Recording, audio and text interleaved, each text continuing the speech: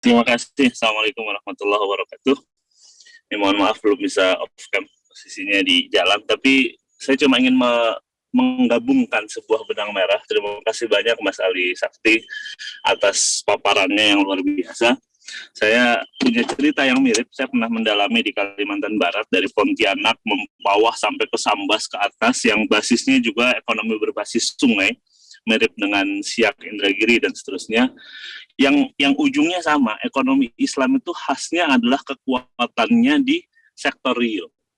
Jadi moneter itu, uang itu ya kayak Mekah lah gitu ya. Kenapa Nabi di masa awal nggak terlalu peduli tanda kutip dengan kebijakan moneter, pakai dinarnya Romawi, dirhamnya Persia, karena utamanya sektor real. Sektor real bergerak, perdagangan lancar, insentif perdagangan diberlakukan, maka ekonomi bergerak dengan luar biasa. Sehingga Arab sebelum ada minyak aja udah kaya raya dan seterusnya begitu.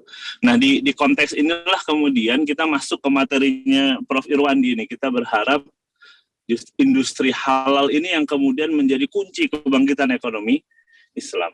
Ini kan kebetulan kelas sejarah peradaban dan pemikiran ekonomi Islam. Di kelas kami, ini yang mahasiswa di kelas ini, alhamdulillah nih Mas Ali, Prof. Irwandi sudah belajar dari era pra-Islam, era Rasulullah SAW, Khulafaur Rasyidin, Umayyah, Abbasiyah, Ottoman, di tengah-tengahnya juga bicara tentang Mughal, bicara tentang Mamluk, dan juga tentang sedikit kerajaan-kerajaan yang hari ini dilengkapi dengan sangat luar biasa oleh Mas Ali Sakti.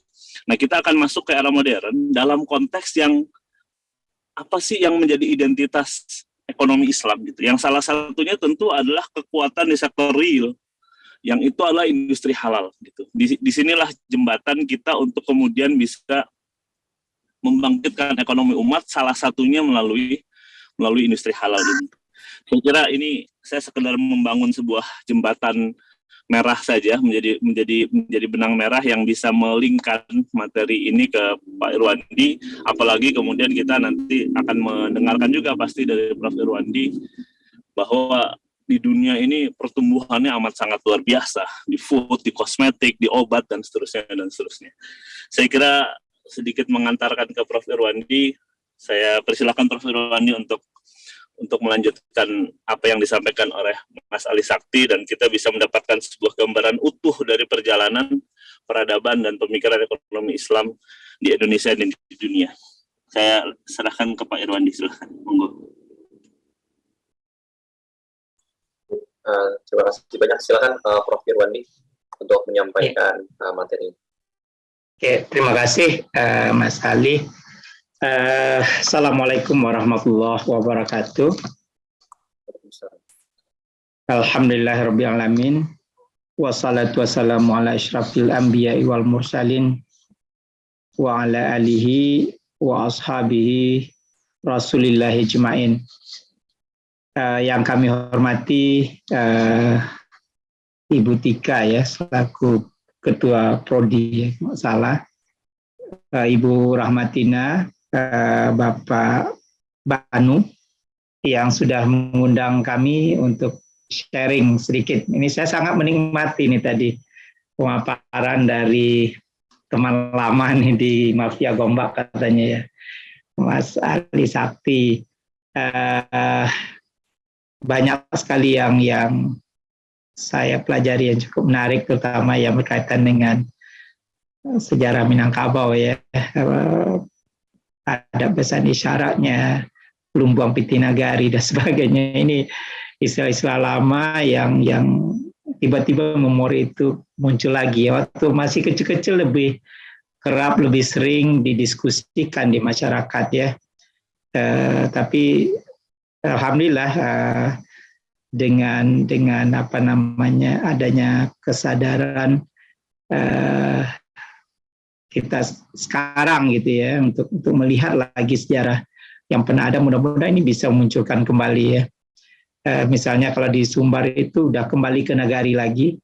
Dulu sempat nagarinya udah hilang, desa udah berubah menjadi kelurahan, tapi ada kalau nggak salah waktu gubernur yang kemarin ya, kita udah kembali lagi ke nagari.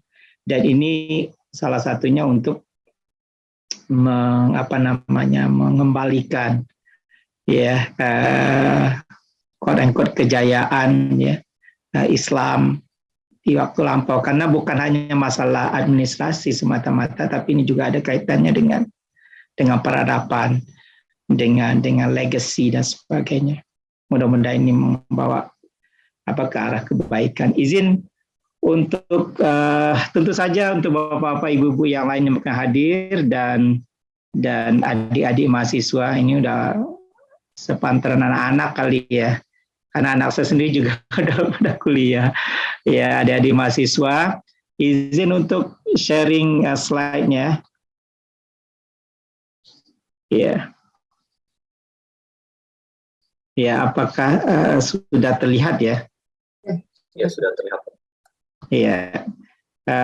Saya diminta oleh panitia untuk membawakan materi peranan industri halal ya untuk memperkuat ekonomi syariah ya, yang tentu saja yang harusnya sustainable, maka saya tambah kata sustainable di situ, dan di Indonesia maupun secara global ya, di dunia.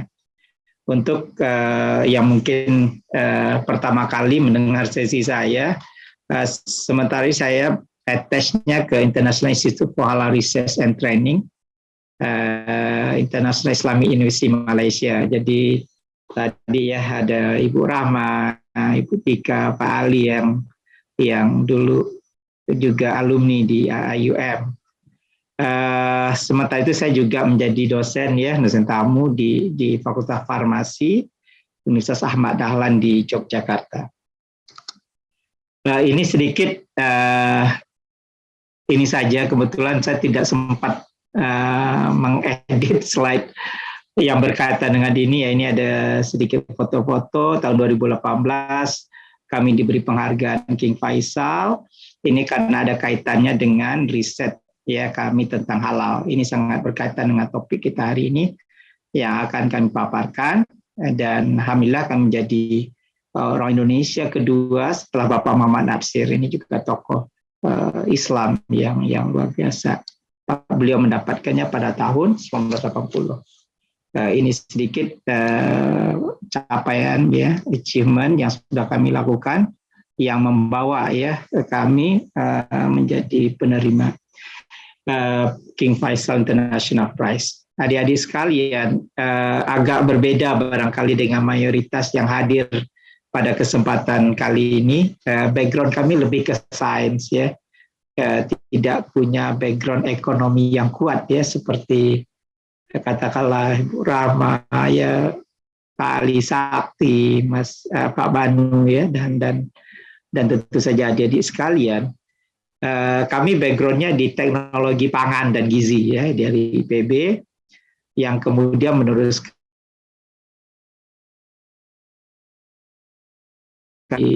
terakhir ya, saya postdoc itu bidangnya kimia dan biokimia pangan. Tapi alhamdulillah ketika kita bicara industri halal, kita harus berkolaborasi ya, semua pihak itu harus ikut ya. Dan ini yang kami coba terapkan ketika saya memimpin International Institute for Halal di Malaysia. Institut halal kami itu adalah kolaborasi hampir semua bidang ilmu. Ya, di situ tuh ada orang hukumnya, ada orang ekonomi, ada orang kedokterannya, kedokteran gigi, farmasi, teknologi pangan, dan sebagainya. Jadi untuk kita memperkuat industri halal, halal center, halal institute yang ada itu harus memiliki orang dengan kompetensi yang berbeda-beda. Ini yang akan membuat sebuah industri itu akan menjadi lebih kokoh dan bisa sustain dalam waktu yang sangat panjang. Ini mungkin adik-adik yang sudah familiar dengan SDG ya, yang sekarang hampir semua orang bicara tentang ini. Tapi kalau kita lihat industri halal, hampir semua poin di sini ini bisa dikaitkan dengan industri halal. Ya, industri halal sekarang yang katanya 3,1 triliun dolar itu tentu saja ada kaitan dengan poverty ya, zero hunger for example ya. Kemudian good health and well-being. Sekarang halal itu bukan hanya masalah kecukupan, ada atau tidak ada produk ya, tapi itu harus produknya yang menyehatkan misalnya. Dan kalau kita lihat SDG yang lain itu ada kaitannya. Mungkin ada satu atau dua saja yang agak tidak terlalu langsung kaitannya ya. Jadi ketika United Nations itu mendengung-dengungkan SDG, itu sebenarnya adalah mendengung-dengungkan ajaran Islam itu sendiri gitu. Bahwa kita harus menyelesaikan masalah ini dengan konsep syariah yang kita ada. Dan ini sangat-sangat sesuai. Maka sekarang kalau di OIC ya, negara-negara konferensi Islam, sekarang ganti bukan konferensi lagi ya, cooperation sekarang. Itu ada research grant yang berkaitan SDG ini, sebenarnya industri halal itu bisa masuk terus itu situ ya. Karena ini sangat masuk ya dengan SDG yang menjadi pembicaraan hampir semua orang saat ini. Adik-adik sekalian, kami sebutkan tadi bahwa industri halal itu adalah industri yang paling meningkat pesat sekarang ya. Ini konsep industri yang sangat real ya. Tadi ketika Pak Banu cerita kalau di Kalimantan itu ya bagaimana ekonomi itu tumbuh ya dari tepi sungai barangkali ya. Itu adalah menunjukkan bahwa industri real itu adalah industri yang betul-betul ya sesuai dengan konsepnya yang pertama kali diajarkan oleh Rasulullah. Ya. Dan industri halal juga ya menjadi tentu saja ya sesuatu yang bisa kita ketengahkan ke depannya. Industri halal besarnya 3,1 triliun dan kalau kita lihat di sini apa aja sektor-sektornya. Ini hampir semua sektor adalah peluang dan kesempatan untuk kita berkontribusi atau memainkan peranan. Ya, jadi saya yakin ya di antara adik-adik ini nggak semuanya nanti akan menjadi menjadi akademisi ya. Mungkin akan ada yang menjadi pengusaha, entrepreneur dan sebagainya yang memainkan langsung ya peranan. Dan ini bisa menjadi sektor-sektor yang akan dimasuki nantinya. Karena apa? Karena sekarang ini bicara tentang industri halal global, justru yang menjadi pemain-pemain utama itu bukanlah kaum muslimin. Yang menjadi pemain-pemain utama di hampir semua sektor industri halal di dunia ini bukan kaum muslimin. Ya. Ya kecuali barangkali mungkin Islamic finance ya, tapi kalau halal food, halal travel, kosmetik ya dan sebagainya, farmaseutical apalagi itu bukanlah negara-negara muslim. Kita lihat berapa besarnya industri halal saat ini, luar biasa. Makanan dan minuman 1,3 triliun dolar ya. Media entertainment, farmaseutical dan kosmetik 148 billion. Dengan adanya COVID tentu saja angkanya akan meningkat lebih pesat lagi. Orang akan lebih concern dengan kesehatan, lebih concern dengan kesehatan. Tapi kalau kita lihat realnya di Indonesia, realitasnya di Indonesia, berapa banyak sih industri farmasi yang ada di Indonesia? Nggak banyak ada, nggak banyak. Bayangkan saja pada akhir tahun 2019 ketika COVID itu baru muncul, kita itu kelimpungan semua, nggak ngerti mau buat apa. Betul tidak ya? Kita tidak tahu. Bahkan yang namanya PCR itu kita nggak punya data ada di mana saja. Pada itu ngecek. Kita belum bicara tentang vaksin, ya. Yang hampir semua itu diproduksi oleh negara-negara yang non-Muslim, mayoritasnya non-Muslim. Obat-obat. Ketika Indonesia ya Undang-Undang Jaminan Produk Halal 2000 nomor 33 tahun 2014 diundangkan. Yang pertama protes agar belum diwajibkan itulah Kementerian Kesehatan. Kenapa? Karena memang kita belum siap. Kebanyakan obat kita itu import. Ya, ini salah satu contohnya. Apakah kita siap untuk self sustainable, ya self sufficient barangkali ya. Belum. Dalam kebanyakan sektor kita tidak siap, ya. Kemudian tentu saja travel mungkin kita punya ya, tapi kalau kita lihat bagaimana negara lain mengembangkan wisata syariah walaupun mereka bukan negara muslim, kita akan terkejut, kita akan kaget. Ya, dan sebagainya. Ini mungkin sudah biasa dilihat ya, mungkin dosen Bapak Ibu dosen sudah menjelaskan. Kita ranking 4, ya alhamdulillah udah meningkat pesat nih. Mungkin ini juga sumbangsinya Mas Pak Ali Sakti nih di BI ya, ikut berperan nih di sini. Karena sekarang kita merasakan ya concern pemerintah itu meningkat. Tapi pertanyaan lagi-lagi kita bicara tentang real hari ini. Pertanyaannya seberapa banyak sih yang kita nikmati dari kue 3,1 triliun tadi, kan itu ya permasalahannya. Apakah betul-betul kita sudah menikmatinya gitu? Dan itu membawa impak ke perekonomian masyarakat. Kan lagi-lagi kita harus mengoreksi diri sendiri ya. Saya merasakan ya dan saya melihat ya alhamdulillah walaupun kita sudah nomor 4 sekarang dan Malaysia nomor 1 ya. Dan ini juga bukan karena saya tinggal di Malaysia ya, bukan ya, cuman ini sebagai perbandingan saya. Yang saya rasakan adalah kita masih perlu belajar untuk memperkuat ekosistem halal yang ada di Indonesia. Ya, kita merasakan dalam beberapa tahun terakhir ya, terutama ya sejak Pak Wakil Presiden sekarang ya, beliau sangat konsen dengan ekonomi syariah, dengan industri halal dan lain sebagainya. Tapi yang kita harus pertanyakan pada diri kita sendiri, apakah ekosistem halal di Indonesia itu sudah benar-benar terbentuk? Ya. Nah, ini yang harus kita lihat. Dan mungkin adik-adik sendiri bisa rasakan ya. Kalau kita bandingkan dengan di Malaysia, misalnya Malaysia ini sejak 30 tahun yang lalu, blueprint halalnya itu sudah ada ya. Ketika di Indonesia mungkin barangkali tahun 2018 ya, saya masih ingat itu sebelum Pilpres ya, itu di launching ya, blueprint roadmap pengembangan ekonomi syariah Indonesia di mana halal termasuk di dalamnya. Ya. Jadi kalau kita lihat bandingkan dari segi waktu saja, ini kita sudah ketinggalan berapa tahun dari Malaysia ya. Tidak heran kalau mereka ranking 1 sekarang. Dan di Malaysia yang saya rasakan itu adalah hampir semua kementerian di Malaysia itu punya unit atau divisi yang berkaitan dengan industri halal.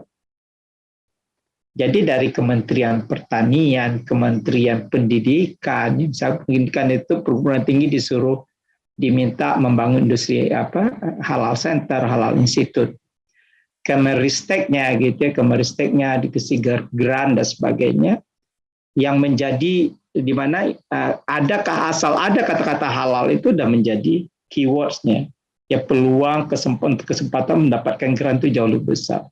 Dan itu sudah lama, 20 tahun lebih ya di Malaysia, ya. Dan kementerian-kementerian yang lain. Mahasiswa saya pernah ya menghitung, itu paling tidak itu ada 330-an lebih agensi pemerintah ya yang berkaitan dengan halal. Jadi ini yang saya sebutkan dengan ekosistem halalnya sudah terbentuk. Ya. Ini sedikit ya selama pandemi tentu saja ada efek ya atau pengaruh terhadap industri halal. Tapi dua hal ya dua sektor barangkali yang kurang pengaruhnya adalah halal food ya, industri makanan halal dan juga farmaceutical halal. Dua sektor ini tidak banyak terpengaruh ya, atau bahkan ya setelah recovery ini cenderung meningkat kembali. Kenapa? Karena ya apapun situasinya orang perlu obat, perlu makanan. Ya mungkin cara ya mode of delivery-nya yang berbeda. Ya makanan biasanya kita ke restoran dulu ya selama pandemi. Makanan sekarang bisa datang sampai ke rumah gitu dan sebagainya. Tetap saja ada permasalahannya di situ bagaimana halal authentication-nya ya. Apakah betul yang diorder itu nggak ada kontaminasi selama perjalanan dan sebagainya. Akan ada muncul pertanyaan-pertanyaan seperti itu. Adik-adik sekalian, halal sekarang seperti saya sebutkan itu lebih dari sekedar religious obligation, ya. Jadi atau religion obligation. Jadi bukan lagi tuntutan agama semata-mata, ya. Halal sudah dilihat sebagai sebuah industri, di mana bahkan orang-orang non-Muslim pun, ya, sudah bisa masuk dalam. Halal dilihat sebagai sebuah gaya hidup baru, ya, gaya hidup. Ketika ia menjadi gaya hidup, ya siapapun bisa masuk. Ya. Kalau kita tidak siap, ya orang lain yang lebih siap yang akan menikmatinya. Ini sebagai pengalaman saja, tahun 2018 misalnya, ya kami pernah diundang, sebelah kiri itu adalah National Assembly Building. Itu gedung DPR-nya di Korea, lokasinya di Seoul, ya gedung DPR. Kami diundang bicara di depan anggota DPR, Komisi Pertanian dan Peternakannya, bicara tentang industri halal. Mereka tahu bahwa yang menguasai industri halal daging dan unggas sekarang itu negara non-Muslim, Australia, Selandia Baru, ya. Ayam halal terbesar di dunia itu dari Brazil sekarang. Ya. Mereka tahu ini, dan mereka punya industrinya. Jadi Korea itu, kalau teman-teman Korea yang ada di Malaysia, biasanya kalau dia nggak beli daging yang dari Malaysia, yang diproduksi Malaysia, katanya low quality, katanya. Karena mereka terbiasa daging-daging kualitas premium di Korea. Dan ketika kami berkunjung, Masya Allah, mereka itu industri peternakan sapinya ini luar biasa, ya. Saya pernah melihat satu ekor sapi itu beratnya itu hampir 1 ton, 1000 kilogram, ya. Ini hampir menakutkan itu, bukan karena gemuk sekali, ya, gemuk sekali. Dan dengan bioteknologi, ya, semua proses itu bersih, clean dan sebagainya, ya. Jadi kalau dari segi thayyibannya, mereka tuh jauh lebih thayyib dari kita gitu, dibanding dengan peternakan di kita gitu. Jadi yang mereka belum punya saat itu adalah halalnya, konsep halalnya. Dan 2018 sejak itu kami rutin ke Korea, dan sekarang mereka sudah memproduksi, mengekspor daging halal dan juga ayam halal gitu.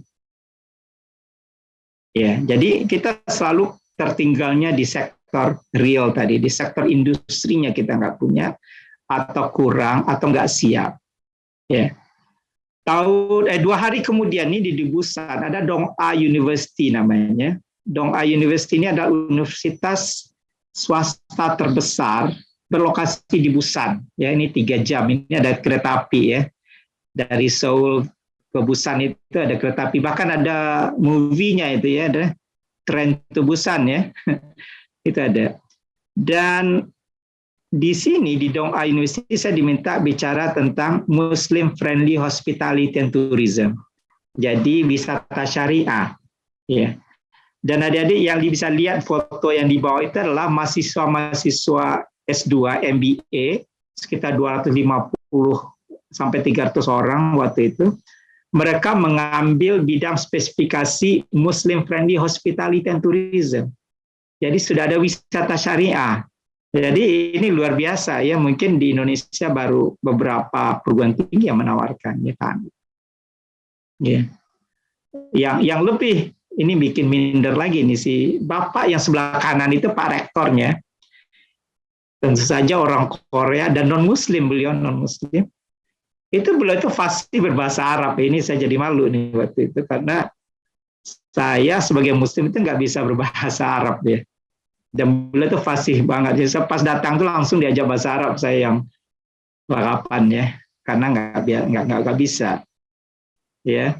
Jadi beliau belajar bahasa Arab. Istrinya adalah seorang halal auditor, ya, bidang kalau istrinya bidangnya kimia, ya, halal auditor, dan juga dua-duanya bisa bahasa Arab. Bahkan sampai belajar ke Saudi mereka belajar bahasa Arab. Sayang saja belum Muslim, ya. Ya, tapi saya tanya kenapa ini, bilang suka, ya, bahasa Arab itu enak katanya belajar. Dan bagi orang Korea katanya lebih mudah. Saya juga nggak ngerti karena nggak bisa bahasa Korea juga. Kosmetik misalnya, ya ini saya sebagai gambaran saja, di Korea itu ada lebih 2.000 pabrik kosmetik. Bayangkan ya, lebih dari 2.000. Kalau di kita bisa dihitung ya, ini bukan promosi Wardah misalnya dan sebagainya ya. Tapi nggak banyak ya untuk ukuran kita yang 270 juta Indonesia. Di Korea itu ada 2.300 kalau tidak salah. Dan mereka itu diminta oleh pemerintahnya masuk ke industri halal sekarang. Jadi di bawah Kementerian Urusan Konsumen ya, ada Ministry of Consumer Affairs di Korea. Itu siapa industri-industri kosmetik yang masuk ke industri halal, itu uang sertifikasinya itu disubsidi oleh pemerintah. Padahal nggak mahal juga gitu ya. Itu disubsidi. Jadi ini untuk menggalakkan industri dan tugas kami waktu itu kita di Halal UAE kita merajin ke Korea. Biasanya setiap 2 bulan kita ini membantu industrinya, mengedukasi dan sebagainya. Ya, adik-adik sekalian, ini sedikit belajar tentang sains ini ya. Isu yang selalu menjadi isu di kita itu adalah ada 3 hal ya kalau kita bicara tentang industri halal. Yang pertama, bahan bakunya ini juga tantangan untuk Indonesia, dan kita bisa tantangan sekaligus peluang ya, peluang opportunity juga di sini. Dan processingnya ya, kita bagaimana pemprosesan di kita itu masih menjadi tantangan tersendiri. Dan yang ketiga adalah isu bagaimana menganalisanya, autentikasinya, atau penelusurannya sekarang ya, penelusurannya juga. Nah, pernah kejadian nih misalnya tahun lalu di Malaysia itu heboh, mereka impor daging halal dari Australia, di Australianya halal gitu, tapi sampai di Kuala Lumpurnya jadi tidak halal. Itu kok bisa seperti itu? Ternyata di perjalanannya, di kapal-kapalnya itu terjadi kontaminasi. Ya, ada yang ditukar lah karena ada sebagaimana, atau digabung-gabungkan ya dengan dagingnya lebih murah dan sebagainya. Ini kerjaan ya mafia dan sebagainya. Tapi pernah menjadi isu di Malaysia. Jadi authentication ini selama rantai pasok supply chains dari A sampai Z itu harus halal, itu benar-benar harus terjamin. Apa tantangannya? Teknologi apa yang harus dipakai? Ini yang harus kita pikirkan sama-sama ke depannya. Konsep halal jelas ya, nggak ada tawar-menawar untuk halal. Halal itu dari source of origin-nya, dari sumber awalnya sampai meja makannya, jadi from farm to plate ya, kata orang itu harus halal semua. Dan kita tahu bahwa di setiap tahapan ini ada kemungkinan tidak halal. Ada saya pernah berkunjung ke sebuah industri gelatin di Prancis misalnya. Mereka 1 bulan memproduksi gelatin halal, bulan berikutnya tidak halal, halal lagi dari sapi, tidak halal dari babi.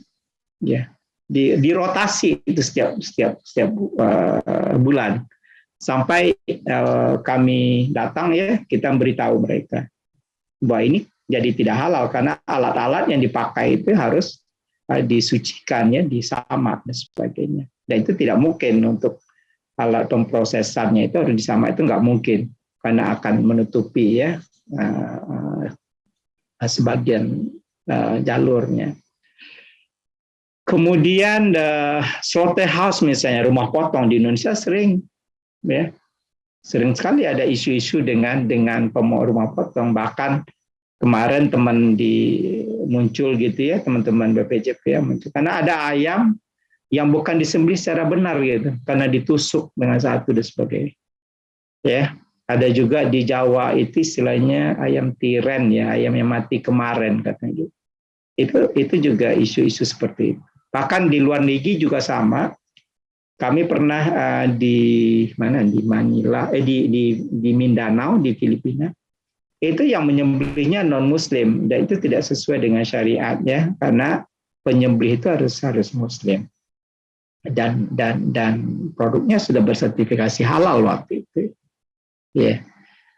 Kemudian pemprosesannya, ya, ingredient dan aditif, ya, ingredient dan aditif ini banyak sekali. Ya.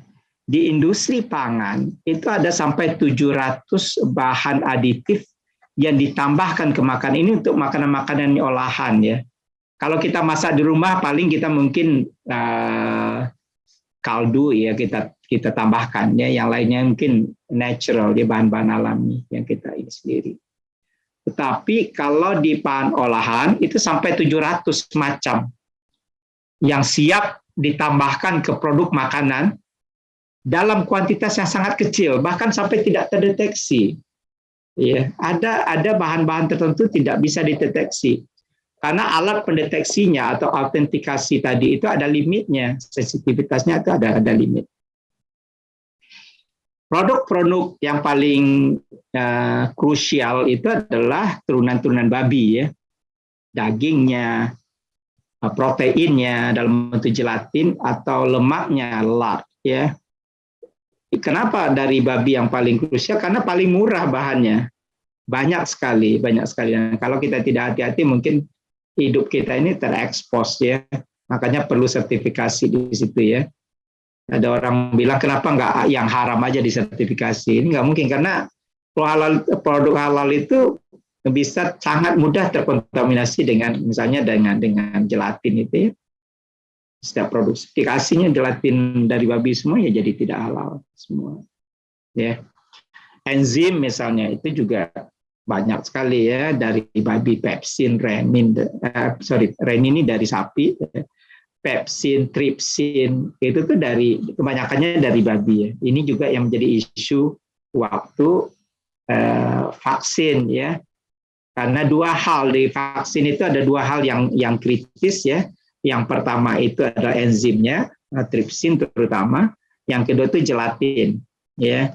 Ini yang jadi ada berapa vaksin itu yang halal tentu saja. Seperti kemarin itu yang MUI sahkan itu yang Sinovac yang halal, ya. Yang lain itu ada kandungan tidak halal tapi statusnya darurat, ya. Jadi dianggap dibolehkannya karena darurat bukan karena bahannya yang halal.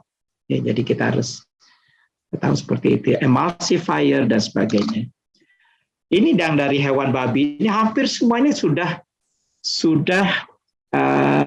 digunakan secara komersial, ya. Bahkan selain gelatinnya tadi, ya, dari tulang dan kulitnya, gelatin dari babi ini menguasai 65% pasaran dunia, 65%, ya. 30% gelatin yang lain itu adalah dari hewan yang halal, tapi penyembelihannya dipertanyakan. Ini dari sapi dan sebagainya. Karena Cina juga ada yang gelatin dari sapi. Ya, tapi kehalalannya dipertanyakan karena dari segi penyembelihan. Bahkan dari bulunya, bulu hewan ini, dari babi ini bisa diekstrak sistein, ya. Sistein ini salah satu asam amino yang dipakai di industri roti, industri bakery. Jadi biar adonan roti itu mengembangnya bagus, biasanya pakai sistein. Atau dipakai sebagai kuas, ya, brush. Brush ini bisa bikin kue. Anak-anak kita menggambar misalnya, adik kita menggambar itu pakai kuas, ya. Kalau di Malaysia itu jelas itu kalau kita pergi ke stationery, ya, shop, kuas untuk menggambar itu yang dari babi dan enggak itu dipisahkan, nggak boleh. Jadi aturannya lebih jelas, ya, di Malaysia. Nggak boleh dekat-dekatan, gitu. Ditulis besar-besar. Kuas di sini terbuat dari babi, ya. Kalau enggak yang sintetik biasanya. Ya, harus seperti itu, ya, dan lain sebagainya.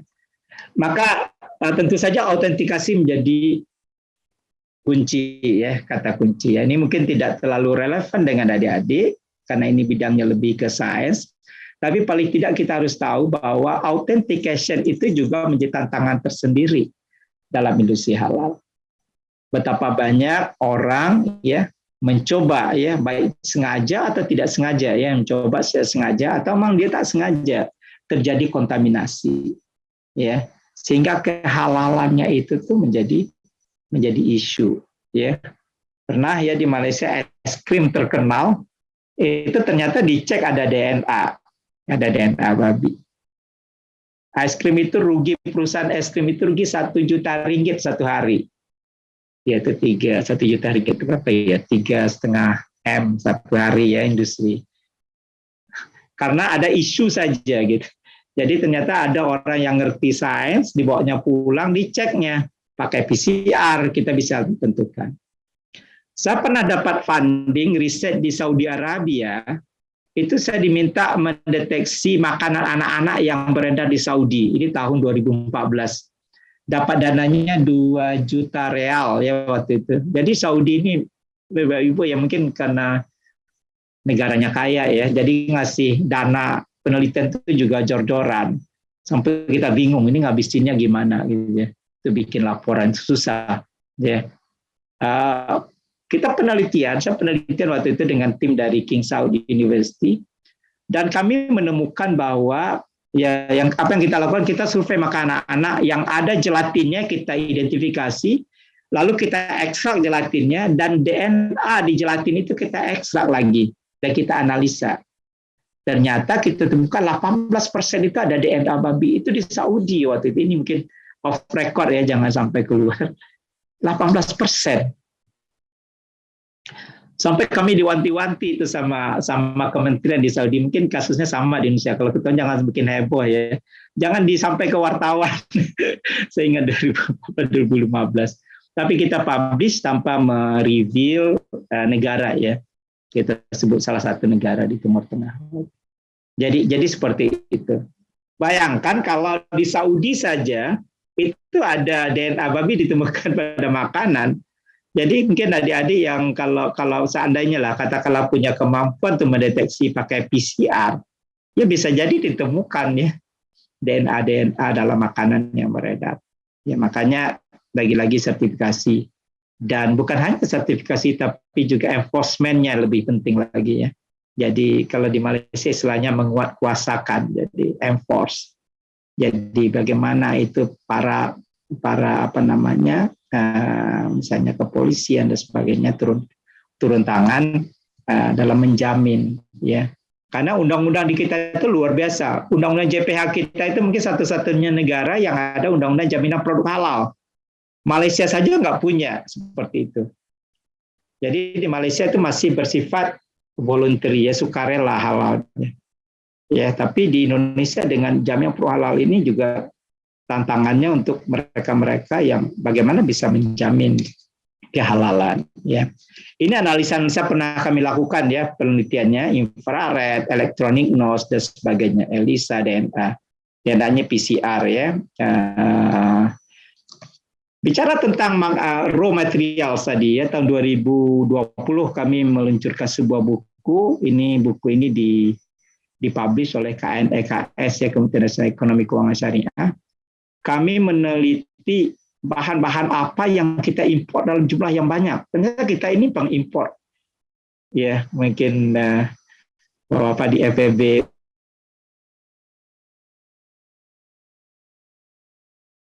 import Indonesia ya, besar. Bahkan ini untuk ingredients yang dipakai oleh industri pangan. Ya, ini yang kita import, baik mulai dari gelatin, flavor, oleo, resin, seasoning, enzim, itu hampir semua import. Bahan pewarna, antioksidan, bahan pengemulsi, ya dan lain sebagainya. Apakah kita punya? Kita punya semua. Gelatin kita punya, sapi. Saya pernah penelitian dengan UI Fakultas Farmasi, dari kulit kambing etawah kita menghasilkan obat kapsul itu sama kualitasnya dengan kapsul yang pakai gelatin babi. Ya, ini Ibu Prof. Yadiana Harahap ya, akan tepat kami di UI. Kami dapat 2 paten di UI ya, untuk ini. Cuma sayangnya kita nggak ada industri yang tekap. Ya, nggak ada, susah. Kita bahkan saya sudah punya feasibility study ya dengan sebuah perusahaan kita buat. Ayo kita coba jual ya. Susah nyarinya. Pengusaha kita tuh lebih cenderung beli ya, bermain trading. Trading kan jelas ininya marginnya jelas berapa. Ketimbang mereka invest membangun yang baru, industri gelatin. Pada ini menurut saya krusial. Dalam fikih ya, yang namanya darurat itu, ya minta maaf nih, mungkin Ustadz Banu lebih tahu ya. konsep darurat itu pasti ada batas waktu ya. Karena darurat itu kan ya kalau yang betul-betul striknya itu kan antara hidup dan mati, ya itu menyebabkan darurat. Kalau nggak ada kita mati, ya itu yang darurat. Kalau betul-betul ya.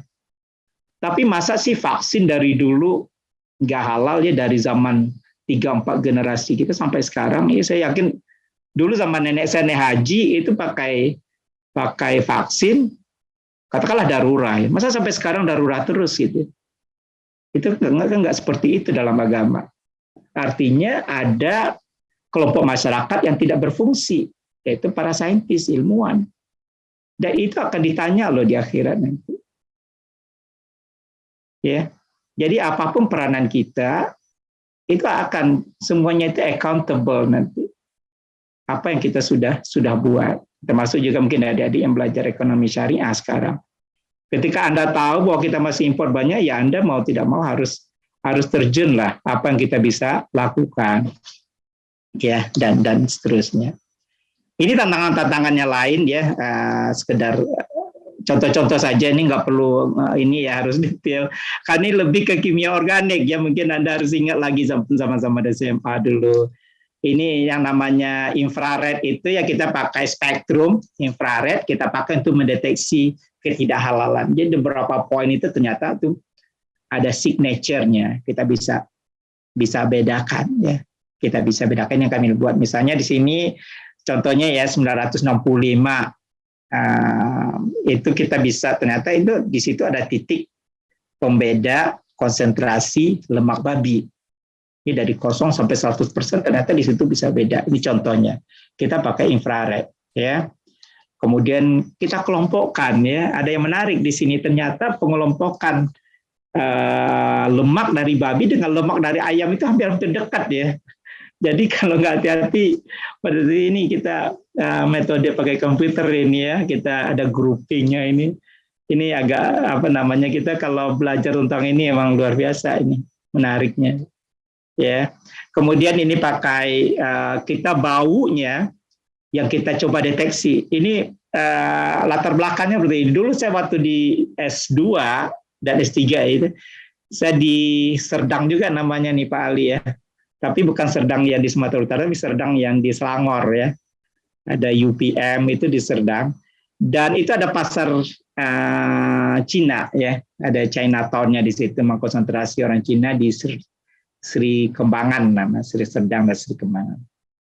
Tiap hari saya melintas di situ dan saya mencium yang namanya bau babi itu, saya sampai hafal baunya. Walaupun nggak pernah megang dekat ya, tapi karena sering lewat ya dengan sepeda motor sambil kuliah ke kampus.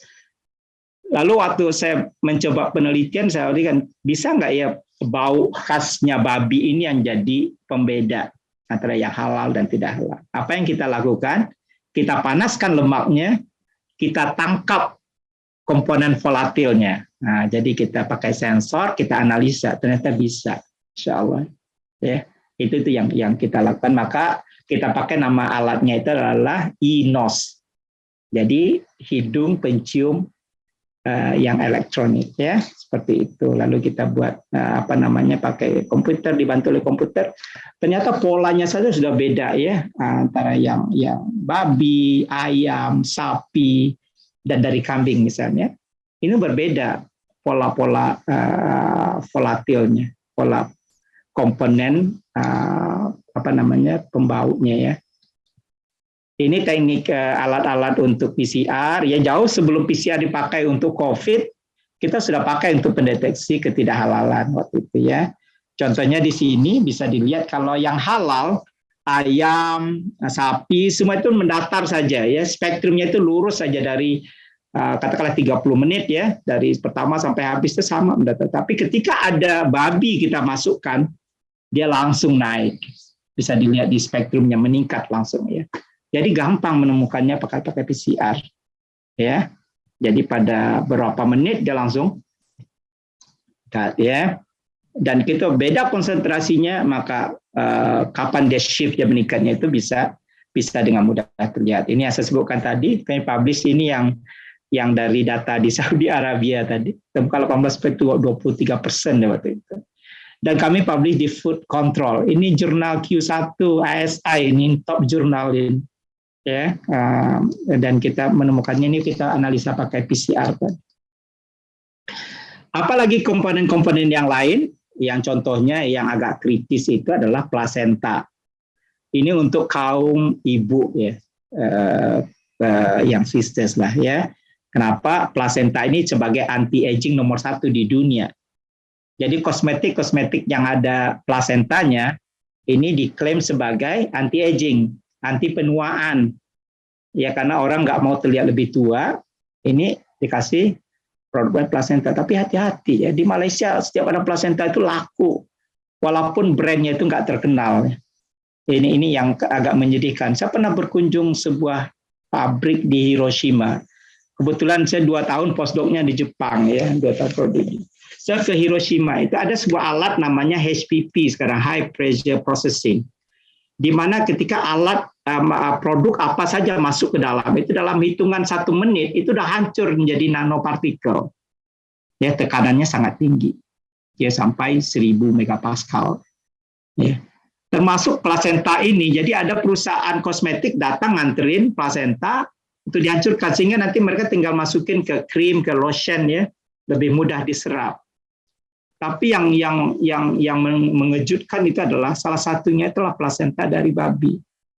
Karena saya pernah 2 tahun di Jepang dan ngerti sedikit-sedikit bahasa Jepang, tulisan Jepang, kanjinya. Babi bahasa Jepangnya itu buta ya, buta. Jadi saya tahu kanjinya, saya tanya ini apa dari babi? Iya, Pak. Cuman waktu saya tanya ini perusahaan kosmetik atau label apa, mereka nggak mau ngasih tahu ya.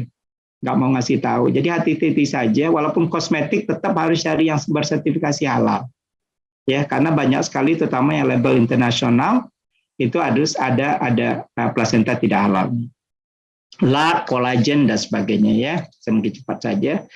Maka riset-riset berkaitan gelatin sangat penting ya. Kami pernah riset dengan UI ya. Pernah riset gelatin ikan ya, 30 jenis ikan pernah kita teliti semua ya. Ada yang bagus sesuai, ada yang tidak ya. Dan juga gelatin kita produksi gelatin dari unta ya, dan kerjasama dengan Saudi Arabia, dan kita mau bikin pabrik ya kalau dengan Saudi ya, King Saud University. Bukan hanya di produk-produk makanan minuman ya, gelatin ini adik-adik sekalian ya, ini terkenal sebagai super ingredient yang ada di hampir semua produk. Jadi bukan hanya makanan ya, obat-obatan, cangkang kapsul itu 65% itu harus gelatin ya, harus gelatin. Tapi juga di produk-produk yang lain, ini contohnya ini adalah obat-obat produk-produk dental ya. Jadi mungkin untuk tambalan dan sebagainya, kalau ke dokter gigi ini coba ya, sebagian itu ada yang tidak halal. Ya, ini kita penelitiannya dengan mahasiswa saya ini yang dia lagi S2-nya di kedokteran gigi, tapi meneliti tentang produk dental material yang halal. Ini riset kita waktu dengan Saudi ya, workshop halal gelatin. Ini pilot plan gelatin, produksi gelatin yang halal ya, kan yang kami punya di Malaysia. Ya, sedikit ini laboratorium yang ada perlunya untuk autentikasi ya, laboratorium kami di Malaysia di Halal Institute ya, hampir semua ya, lab kita ini adalah lab partner untuk JAKIM. JAKIM itu lembaga sertifikasi di Malaysia ya, seperti LPPOM, MUI ya. Apa tren ke depannya? Yang pertama menurut saya itu adalah data science sekarang ya. Data science, blockchain dan big data, itulah dua hal yang harus kita kuasai ya, Jadi yang belajar data science itu cukup penting sekarang. Thailand dan Singapura ini untuk traceability atau penelusuran halalnya itu sudah pakai big data dan blockchain. Ya, 2 hal ini bisa dikembangkan. Yang kemudian tentu saja buat device untuk rapid test. Jadi nggak semua itu harus dikirim ke laboratorium, ya, tapi harus juga ada yang bisa dipakai langsung oleh masyarakat. Ya, karena hal-hal ini kalau bawa ke lab nanti jadi lama ya. Dan di lab itu hanya orang-orang tertentu yang bisa mengerjakan. Yang bisa itu dibuat alat Tapi orang biasa, orang umum, orang awam juga bisa pakai. Ini sekarang tuh ada ya, tapi yang buat itulah Jerman dan Rusia. Jadi alat-alat pendeteksi ya, lemak babi itu lebih mudah ya. Kemudian produk-produk digital ya. Jadi Anda yang berbakat digital IT ya. Jadi bisa dikombinasikan bisnis dengan ini ya. Sekarang ada e-commerce, socio-commerce dan sebagainya. Nah, peranan perguruan tinggi tentu saja pengembang R&D-nya. Saya yakin bahwa industri halal inilah industri yang menuntut kita di perguruan tinggi ini melakukan riset dan inovasi. Ya, tanpa R&D, tanpa riset dan inovasi, industri halal kita tuh nggak akan kemana. Kita mungkin remain sebagai the biggest consumers di dunia barangkali ya. Kita bangga mungkin Muslim ya. Tadi Pak Ali Sakti bilang jangan menganggap bahwa jumlah banyak itu beban ya, harus dijadikan potensi. Tapi kalau kita tidak punya kultur riset dan sebagainya, kita akan menjadi pasar, dan ini sudah terbukti sekarang ya, produk-produk dari luar yang produk halal itu justru datang dari luar negeri. Ya, saya mungkin akan ini tren kedepannya seperti ini. Ya, ada 10 science technology drivers ke depannya, dan ini sangat applicable untuk bidang sains, bidang halal, ya, industri halal. Ya, bidang industri halal. Oke, ini mungkin saya skip saja karena waktu yang sudah kami pernah mengembangkan juga ini alat pendeteksi lemak babi yang portable, kita coba ya buat sebuah sensor yang bisa mendeteksi ya dapat migran manusia. Kemudian nih ke depannya yang digital tadi ya, kebetulan kami sekarang bantu sebuah perusahaan di Malaysia, Lading Group misalnya. Ini ya ownernya ini non Muslim ya. Tapi mereka menyediakan platform digital untuk produk-produk halal, jadi dedicated for halal products. Ini bagaimana kita melihat ya seperti, dan saya yakin di Indonesia mungkin ya, insya Allah dalam waktu yang tidak lama lagi akan muncul entrepreneur di bidang e-commerce seperti ini. Dan Aladin ini tahun 2017 ini menjadi sponsor resmi MU. Ini kalau Pak Banu ini bukan pendukung MU ya. Manchester United itu adalah klub olahraga, bukan klub sepak bola, klub olahraga terkaya di dunia. Betul kita mengerti, mencari peluang dan kesempatan. Tantangan lain tentu saja harmonisasi. Ya sekarang itu kan hampir setiap negara itu punya sertifikasi sendiri. Bahkan Jepang saja, di Jepang itu ada 43 lembaga sertifikasi halal. Ini kadang-kadang juga menjadi masalah ya. Apakah memang kita Islam itu ditakdirkan untuk tidak bisa bersatu? Nah ini satu yang harus kita pertanyakan lagi ke diri kita masing-masing. Nggak bisa. Kita itu ya pernah ya, teman saya itu orang Korea udah dapat sertifikasi halal dari Jakib. Ketika mereka mau ekspor produk kosmetik ke Indonesia, diminta lagi nih sama Indonesia sertifikat halal lagi. Terus dia nanya, apakah Islam di Indonesia dan Malaysia beda? Nah, ini kan nggak ini ya, jeopardize ya, image Islamnya kita itu gitu seperti itu. Jadi jangan sampai ya kita mau ekspor ke 40 negara, diminta sertifikasi halalnya juga 40 gitu. Itu kan biaya untuk industri. Kemudian juga yang terakhir ini barangkali adalah terkait dengan autentikasi tadi. Sekarang itu sudah ada 2 pelabuhan halal yang sedang bangun di Malaysia ya, dan 1 di Timur Tengah. Jadi ada halal port istilahnya. Jadi semua produk yang ada di sini ini harus halal semua. Tidak ada yang tidak halal. Jadi harus kita certify ya. Kalau ternyata ada yang tidak halal, bagaimana cara mensucikannya? Ya, mensucikannya. Contohnya gudang sudah pernah dipakai untuk yang tidak halal. Bagaimana cara menyamak gudang?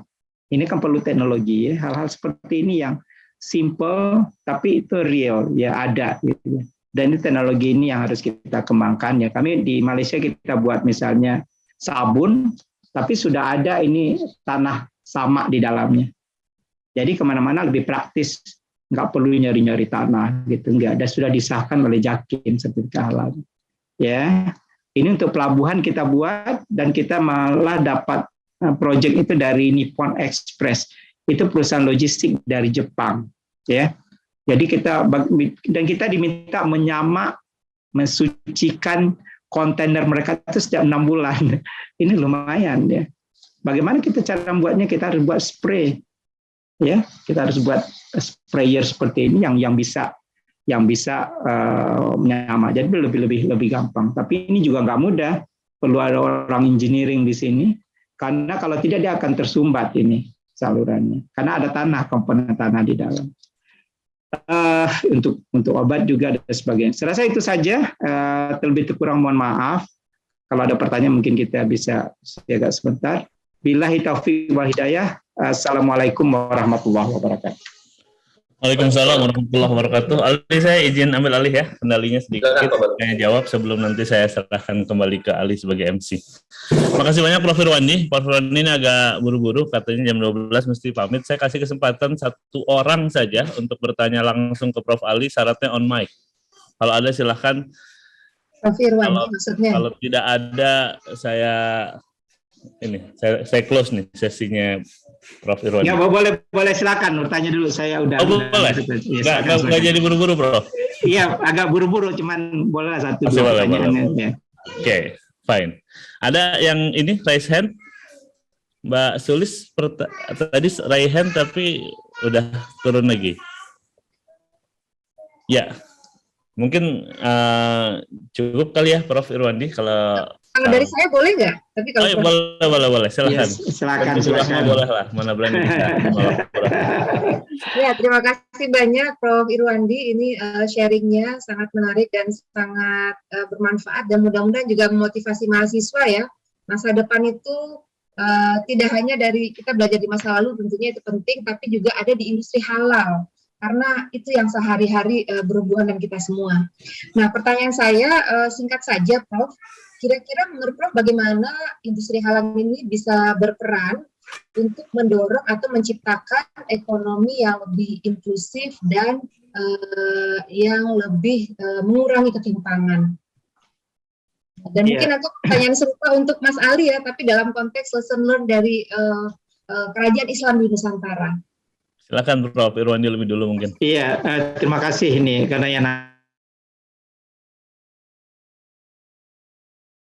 untuk pertanyaannya, saya melihatnya seperti ini, Bu Rama.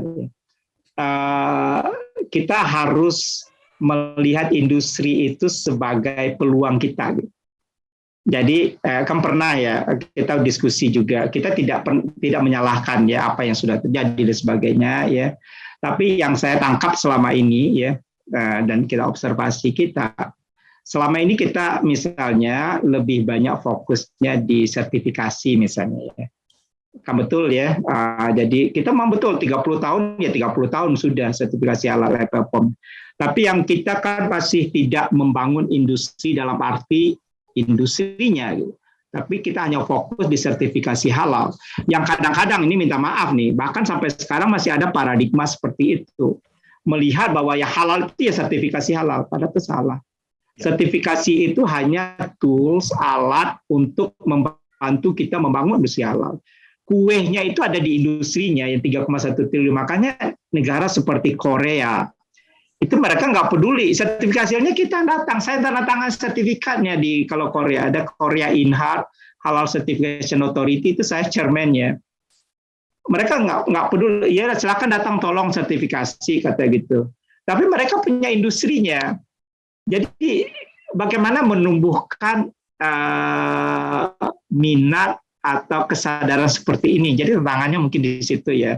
Tentu saja juga ya, tapi kadang-kadang nggak mudah juga, bahkan pengambil kebijakan juga belum punya konsepnya, Bu.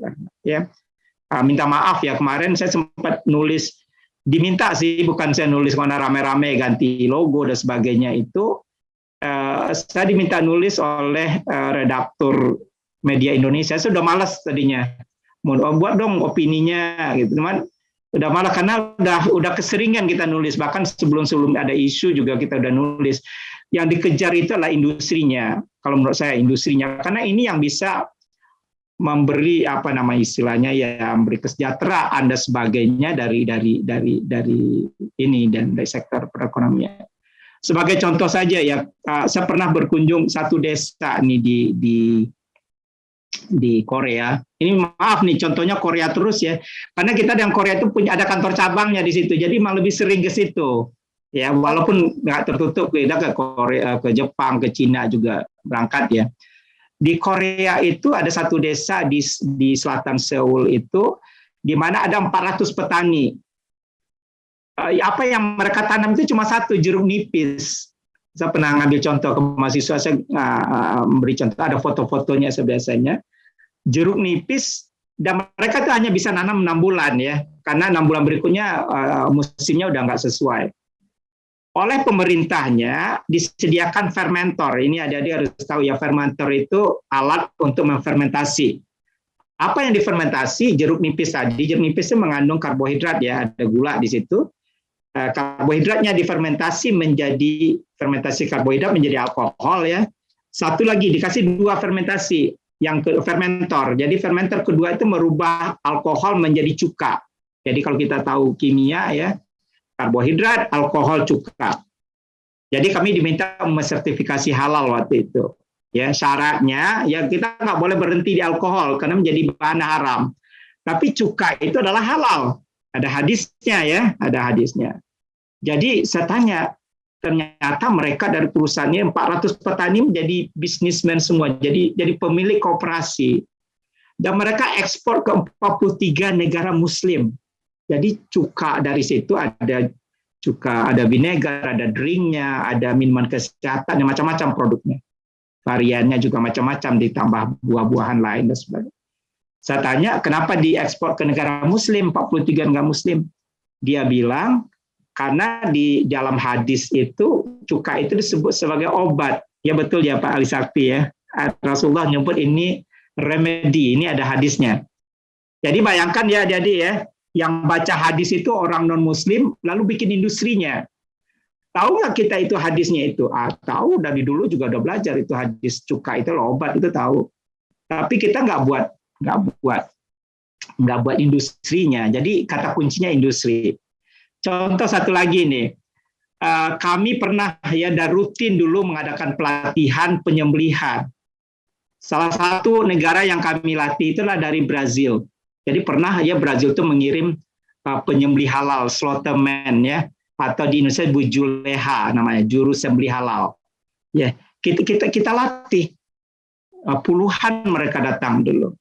Dan mereka sekarang menjadi ekspor ayam halal terbesar di dunia. Dan kami di INHAT tetap saja menjadi pemberi pelatihan gitu loh, nggak bikin industrinya. Jadi lagi-lagi di sini, jadi saya melihat ya kata kunci industri, dan kalau kita ingin maju ya mudah-mudahan ya di Kementerian Perindustrian itu seharusnya ada satu direktorat jenderal yang betul-betul fokus di industri, atau ada entiti khusus yang ditunjuk langsung ya. Kalau di Malaysia ada HDC namanya, Halal Development Corporation ya, itu langsung dulu ke wakil Perdana Menteri ya, sekarang ke Perdana Menteri. Jadi yang memikirkan desainnya bagaimana industri halal itu maju. Kalau tidak, orang akan bermain secara sektorial, masing-masing in silo, bikin sendiri-sendiri ya. Peneliti aja sendiri di kampus, pengusaha buat sendiri gitu ya. Dan tidak terintegrasi ya, terintegrated. Ya itu mungkin sedikit ya, Bu Rahmat, terima kasih. Ya, terima kasih Prof. Irwandi. Terima kasih banyak. Kalau Prof. Irwandi mau pamit boleh, tapi kalau masih itu kita senang. Terima kasih. Iya, saya mohon pamit ya, Pak Ali Sakti, minta maaf ya. Terima kasih Prof. Irwandi. Iya. Salam dari Uda Alex dan kawan-kawan Prof. Irwandi tadi pagi. Maaf nggak ikut jogging nih tadi. Oke, pamit ya. Iya, assalamualaikum. Waalaikumsalam warahmatullahi wabarakatuh. Mas Ali, monggo silakan Mas Ali. Iya. Tadi berkaitan dengan yang ditanyakan Dr. Rahma ya. Jadi salah satu yang juga kita pelajari dari sejarah ini, saya ambil contoh ini Uni Rahma, Undang-Undang Simbur Cahaya ya, yang diberlakukan di Palembang Darussalam. Undang-Undang Simbur Cahaya ini sebenarnya baru secara resmi diberlakukan 1865 kalau tidak salah. Tapi sebenarnya itu sudah secara keadatan itu sudah berlaku sejak lama. Nah, satu bab di Undang-Undang Simbur Cahaya itu bicara tentang, ini minta maaf,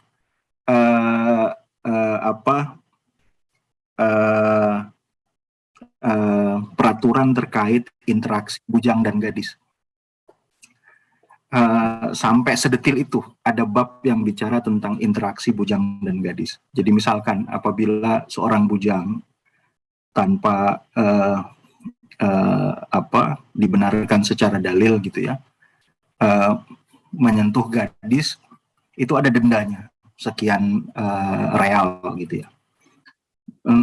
Nah, di balik semua itu, pembuatan kebijakan yang dilakukan oleh kerajaan itu pada dasarnya ada pada kondisi di mana lingkungan masyarakat sudah terliterasi dengan baik berkaitan dengan agama mereka gitu. Jadi konteksnya sama juga seperti di Siak. Madrasah atau pembelajaran tentang keislaman atau pembelajaran tentang agama itu sudah diperkenalkan sejak awal. Jadi kebijakan yang diterapkan yang diharapkan memberikan efek positif buat pembangunan ekonomi itu akan sangat efektif apabila masyarakatnya sudah terkondisi. Nah, di kita nih, penerapan kebijakan biasanya hanya ada pada level para elit, tapi tidak mempertimbangkan kondusivitas lingkungannya gitu. Nah, mungkin untuk bisa jauh lebih inklusif, sama seperti yang tadi saya sampaikan di contoh kerajaan Siak, di mana perdagangan sedemikian rupa tidak diperkenankan petani bisa langsung berdagang dengan pihak luar, kecuali dengan anak negeri Siak dulu, dan peran kepada pihak luar diserahkan kepada negara, gitu, kepada kerajaan. Ini konteksnya betul-betul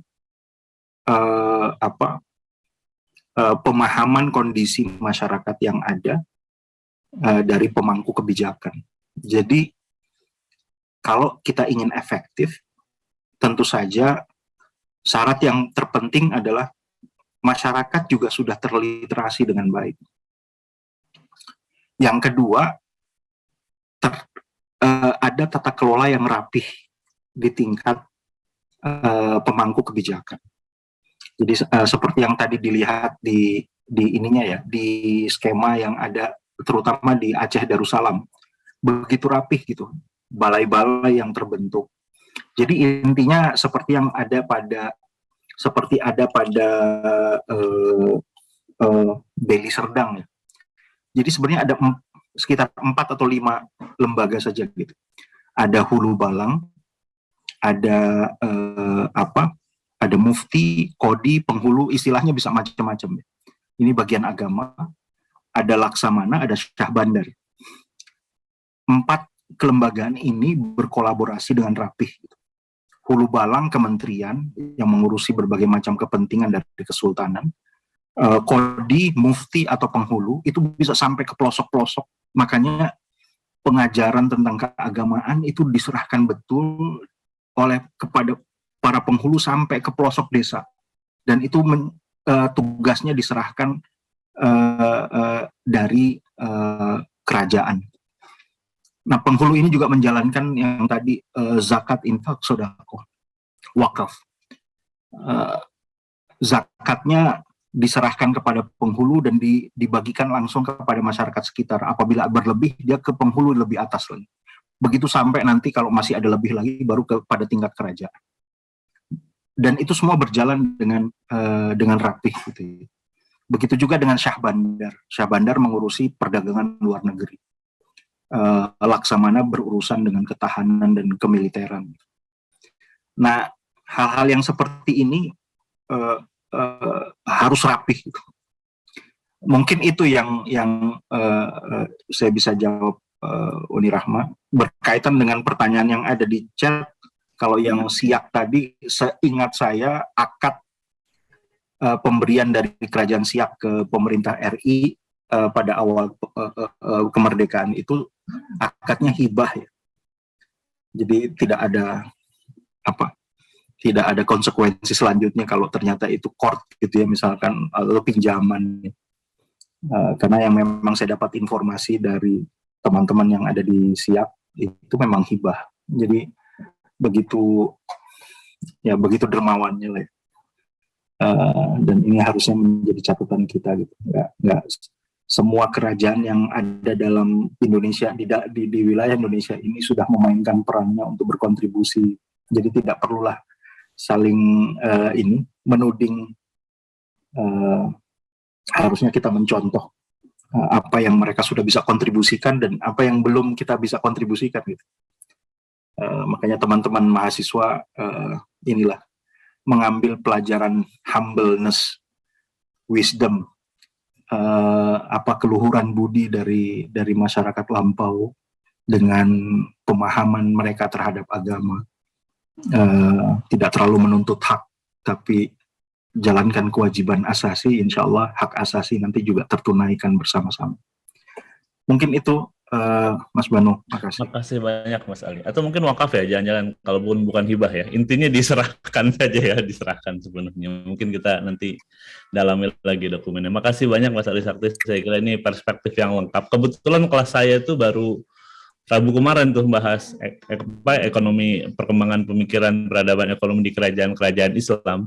Teman-teman di kelompok ini beberapa yang presentasi juga membahas tentang SIAK, tentang Delhi, tentang Aceh, tentang Pasai yang pertama, tentang Demak, tentang Palembang Darussalam, dan seterusnya. Tapi hari ini saya kira kaya sekali yang didapatkan dari Mas Ali Sakti. Terima kasih banyak, dan ini waktunya sudah melebihi dari yang kita jadwalkan ya, jadi mungkin tidak bisa membuka sesi tanya jawab lagi. Mohon maaf yang di chat dan juga yang mungkin ingin bertanya langsung. Saya kira saya ingin menyimpulkan pada menggarisbawahi beberapa catatan yang menarik bahwa peradaban Islam ini memang sudah sangat luar biasa. Kelengkapan institusinya, tadi yang 5 tadi Mas Ali sebutkan, sebenarnya juga dinotis juga oleh Imam Mawardi misalkan di Ahkam Sultaniyah ya. Mungkin namanya aja di Ahkam nggak mungkin Sah Bandar, Tumenggung gitu ya. Tapi secara umum fungsi perannya mirip-mirip saja gitu ya. Tapi kemudian berjalannya institusi itu menjadi kunci. Yang kedua adalah kata kuncinya kemandirian ya. Khasnya Islam itu dari awal itu mandiri satu. Kemudian khasnya Islam juga sangat heavy pada supply. Jadi gimana caranya agregat supply itu terus didorong ke kanan, kita memproduksi, duit mah datang sendiri aja, tenang aja. Mereka mereka yakin betul. Makanya Aceh itu, kalau kita belajar mata uang Aceh yang tadi Mas Ali sampaikan, ada dirham, ada kupang, ada segala macam.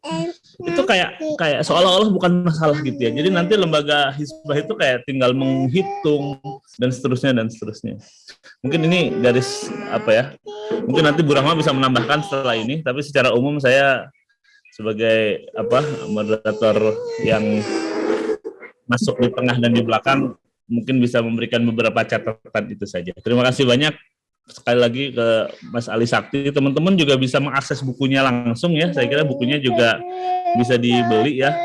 Kalau lihat di beberapa e-commerce bisa dicari. Saya kira itu, terima kasih banyak. Saya kembalikan ke Mas Ali yang kedua, Ali Kifayatullah. Ada 2 Ali soalnya. Terima kasih. Assalamualaikum warahmatullahi wabarakatuh. Waalaikumsalam warahmatullahi wabarakatuh. Terima kasih banyak Pak Banu. Selanjutnya kami mengundang untuk Bu Rahmatina Waleh Kasri untuk memberikan closing remarks dan untuk kuliah umum pada pagi menjelang siang hari. Pada Bu Rahma kami bisa. Ya, sebelumnya tadi Mas Ali, apakah ada yang mau ditambahkan sebagai closing atau cukup? Cukup Bu nih. Oke. Ya, baik. Alhamdulillah tidak terasa kita sudah sampai di penghujung acara. Pertama tentu terima kasih banyak ini kepada Mas Dr. Ali Sakti, kemudian Prof. Irwandi Jaswir yang juga sudah pamit barusan. Ini terima kasih banyak, Masya Allah, atas ilmu yang sangat bermanfaat. Masya Allah, ini luar biasa sekali, banyak sekali knowledge yang kita bisa dapatkan. memang ternyata masih banyak lagi yang harus kita pelajari mengenai pemikiran dan juga praktek ekonomi Islam. Dan tadi yang disampaikan oleh Mas Banu juga, bahwa tidak sekedar mengetahui saja, tapi juga mencoba mempraktekkannya. Jadi kata kunci seperti industri, saya pikir ini juga sangat relevan. Indonesia sudah terlalu lama mengalami deindustrialisasi, produktivitas yang rendah, padahal kita punya problem poverty, inequality, dan masih banyak yang harus permasalahan ekonomi yang harus diatasi. Sehingga dengan belajar dari pengalaman di masa yang lampau, sebagaimana disampaikan oleh narasumber, dan juga keberanian untuk memulai dan mempraktekkan, mudah-mudahan Indonesia juga akan bisa perekonomiannya pulih, mengalami kejayaan, dan yang paling penting menjadi kemaslahatan bagi umat manusia. Amin ya Rabbil Alamin. Jadi terima kasih banyak sekali lagi Mas Ali Sakti atas semua ilmunya. Insya Allah berkah dan bermanfaat untuk kita semuanya.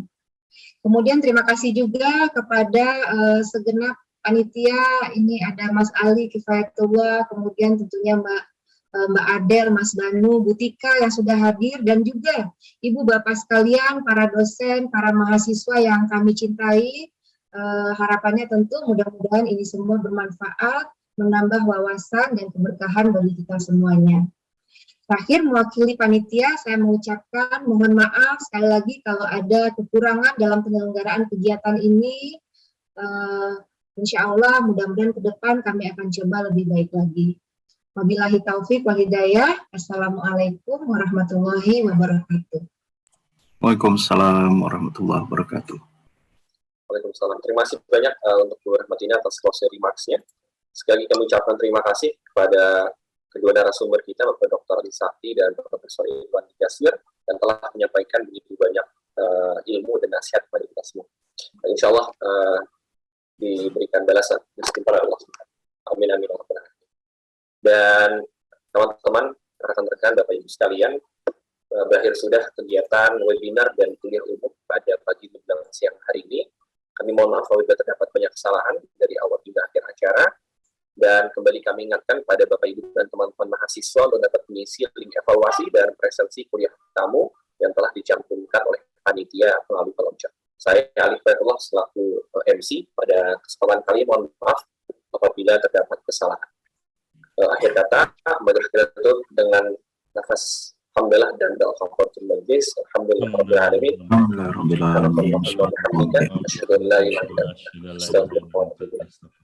Akhiri wassalamualaikum warahmatullahi wabarakatuh. Waalaikumsalam warahmatullahi wabarakatuh. Terima kasih. Ya Mas Ali, terima kasih banyak. Terima kasih semuanya. Terima kasih. Tidak kemudian lagi ya.